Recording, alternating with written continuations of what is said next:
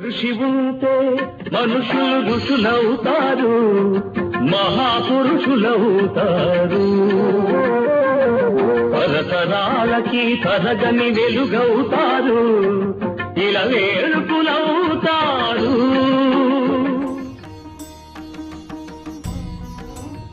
నమస్కారం. ఎన్టీఆర్ నటి విశ్వరూపానికి స్వాగతం, సుస్వాగతం.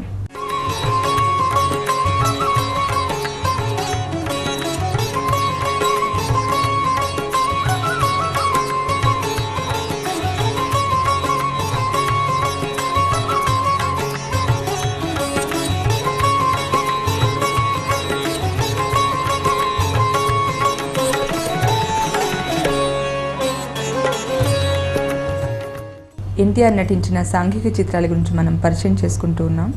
ఈరోజు మరో చిత్రరాజాన్ని పరిచయం చేసుకున్నాం.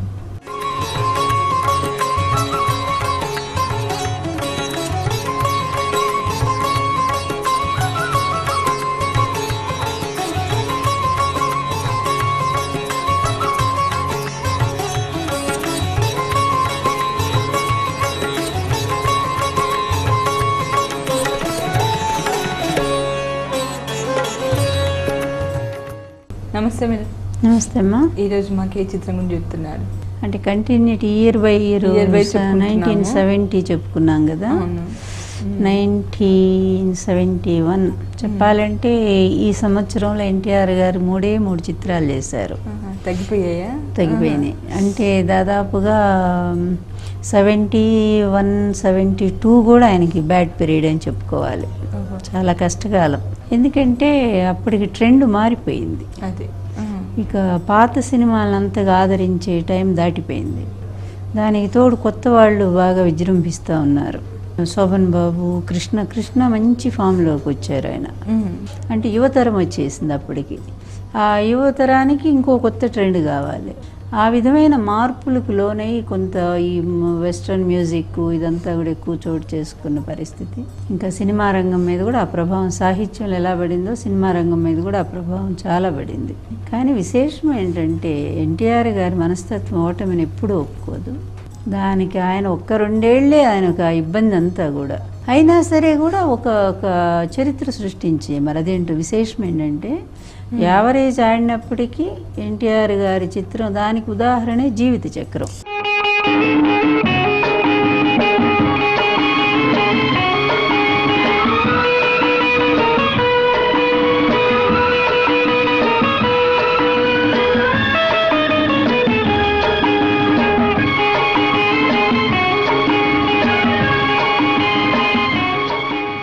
ఇప్పటికప్పుడు ఎన్టీఆర్ గారు కొత్త ప్రయోగాలు చేస్తూనే ఉన్నారు సినిమా రంగంలో. ఆయన రావటమే ఒక గొప్ప ప్రయోగం నిజానికి సినిమాకి. ఎన్ని రకాల విభిన్నమైన పాత్రలు ఒక మనిషి ఎంత సక్సెస్ఫుల్గా పోషించగలంటానికి ఎన్టీఆర్ గారు నిరూపించినటువంటిది అది. అందువల్ల అట్లా కొంచెం వెనకబడి ఉన్నా కూడా ఈ పాపం నవశక్తి వాళ్ళు ముందుకు వచ్చి తీసిన చిత్రం ఇది జీవిత చక్రం. కథ చాలా మంచి కథ. మంచి కథ అంటే ఒక ఫ్యామిలీ సెంటిమెంట్ సంబంధించింది. పాటలన్నీ సూపర్ హిట్. అదే ఈయన శంకర్ జయకిషన్ గారు అప్పుడు మహమ్మద్ రఫీన్ భలే తమ్ముడు కదా ఆయన తీసు, ఆరాధన భలే తమ్ముడు పాడించారు. అదేవిధంగా శంకర్ జయకిషన్ సంగీత సారథ్యం కూడా తెలుగు సినీ ఇండస్ట్రీ పరిచయం చేసింది ఎన్టీఆర్ గారే. అలాగే అక్బర్ సలీం, అనార్కలిలో కూడా తర్వాత విశ్వామిత్ర కూడా శంకర్ జయకిషన్ చేశారు సంగీతం. బ్రహ్మర్షి విశ్వామిత్ర కూడా. ఈ జీవిత చక్రంలో పాటలు కూడా కొంటె చూపు చెప్తుంది, కొంటె మనసు చెప్తుంది, మోగ మనసులో మాట, ఓ పిల్ల అనే ఒక పాట. ఆ సింగర్ కూడా ఎవరో కొత్త ఆవిడ పాడినట్టుగా శారదని, ఆమె హిందీ సింగరు. ఆ వాయిస్ డిఫరెంట్గా ఉంది. అప్పటిదాకా సుశీల గొంతు, లేలా వీళ్ళ గొంతులు అలవాటు జిక్కి, ఫస్ట్ పాత పాటలన్నీ జిక్కి కదా. అట్లా అలవాటు పడ్డేటువంటి మనకి లేడీస్లో ఒక కొత్త సింగర్గా వింటామనేది ఆమెనే. చెప్తోంది కొంత నవ్వు చెప్తోంది మోగ మనసులో మాట, కంటి చూపు చెప్తోంది కొంత నవ్వు చెప్తోంది మోగ మనసులో మాట, ఆశలు గాసకు ఆశలు గాసకు, కంటి చూపు చెప్తోంది కొంత నవ్వు చెప్తోంది మోగ మనసులో మాట, చాలా బాగా పాడారు ఆమె. మధురాతి మధురం, మన ప్రేమ మధురం, ఈ 3 పాటలు బాగా పాడారు. ఘంటసాల గారు కూడా అంతే హుషారులో పాడేశారు. చూపు చెబుతోంది, కొంచె నవ్వు చెబుతోంది, మూగ మనసులో మాట ఓ పిల్ల. కంటి చూపు చెబుతోంది, కొంచె నవ్వు చెబుతోంది, మూగ మనసులో మాట ఓ పిల్ల. ఆశలు దాతకు, ఆశలు దాతకు, కంటి చూపు చెబుతోంది, కొంచె నవ్వు చెబుతోంది, మూగ మనసులో మాట ఓ పిల్ల, ఓ పిల్ల. సరే, ఇక అది నవశక్తి ప్రొడక్షన్స్ వాళ్ళే కథ స్క్రీన్ ప్లే అంతా చేసుకున్నారు. తర్వాత దీనికి మాటలు వచ్చేసరికి ఆయన కణ్వశ్రీ, పాటలు ఆరుద్ర, తర్వాత వాళ్ళిద్దరు రాశారు పాటలు. దర్శకత్వం సిఎస్ రావు గారు, పి గంగాధర్ రావు గారు నిర్మాత. జీవిత చక్రం కథ ఏమిటి? కథ అంటే ధర్మారావు అని కంపెనీలు అయి ఉంటాయి. ఆయన కొడుకు రాజా, ఆయన విదేశాల నుంచి వస్తాడు, అక్కడ చదువుకొని విదేశాల నుంచి వచ్చి కూడా పద్ధతులు మర్చిపోడు, చక్కగా సంప్రదాయంగా ఉంటాడు. సరే, ఆయనకి అనుకోకుండా సుశీలని ఒక పేదింటి అమ్మాయి, వీళ్ళ పనిచేసే అమ్మాయి కనిపిస్తుంది. ఆ అమ్మాయికి ధనవంతులంటే కోపం, వాళ్ళ కుటుంబం పెద్దది, అందరూ అమ్మాయి సంపాదన మీదే డిపెండ్ అయ్యి ఉంటారు. సరే, వీళ్ళ ఆఫీస్లోనే అమ్మాయి పనిచేస్తుంటుంది, ఇతను కూడా వీళ్ళ ఆఫీస్లోనే గుమస్తాగా పనిచేస్తుంటాడు అమ్మాయి కోసం. అమ్మాయి లేని టైంలోనేమో ప్రొపరైటరు.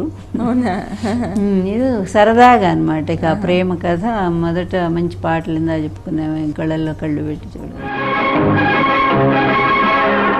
కళ్ళల్లో కళ్ళు పెట్టి చూడు, గుండెల్లో గుండె కలిపి చూడు, సందిట్లో బందీవై చూడు, సందిట్లో బందీవై చూడు, ఆటలాడి చూడు. కళ్ళల్లో కళ్ళు పెట్టి చూసా, గుండెల్లో గుండె కలిపి చూసా, సందిట్లో బండినై పోతా, సందిట్లో బండినై పోతా, వేళ కాదు. సరే, వీళ్ళ ప్రేమ 3 పువ్వులు 6 కాయలుగా సాగిపోతూ ఉంది. ఇంతలో ఒక మేనమామ కూతురు ఉంది. ఇక్కడ శారద కమలని, ఏదో గొబ్బెమ్మలని ఆ పల్లెటూరు పద్ధతిలో పాటలు పాడుకుంటూ తిరుగుతుంటుంది.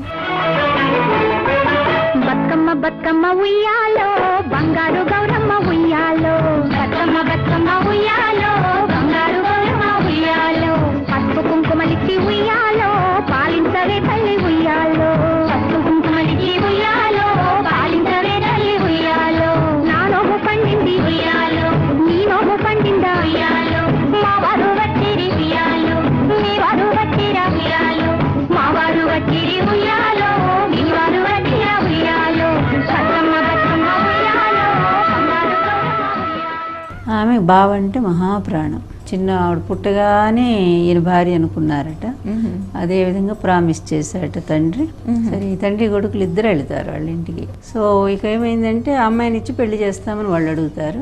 అడిగితే తను వద్దంటాడు. ఆల్రెడీ నేను ఒక అమ్మాయిని ప్రేమిస్తున్నాను, నేను చేసుకోను అంటాడు. పెళ్ళికొడుకు ఎవరు? ఎవరో ఎందుకు, నువ్వే. ఏమిటి?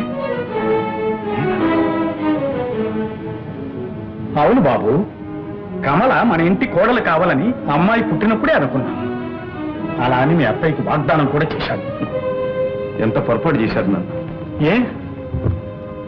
కమల నేను ఒకే చోటు పెరిగాం, కానీ కమల మీద నాకు అలాంటి అభిప్రాయం ఎప్పుడు కలగలేదు.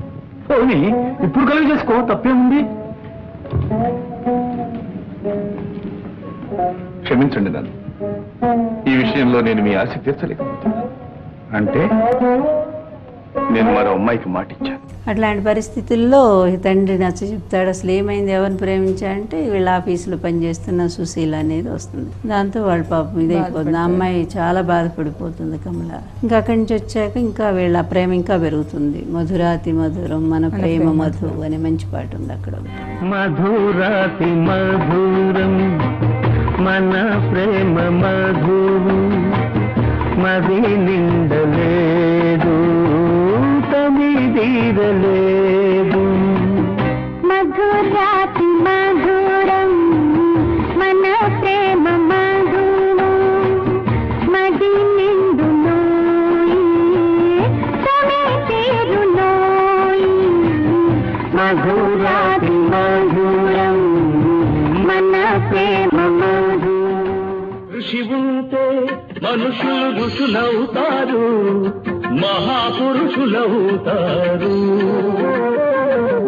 తరతరాలకి తరగని వెలుగవుతారు ఇలా వేడు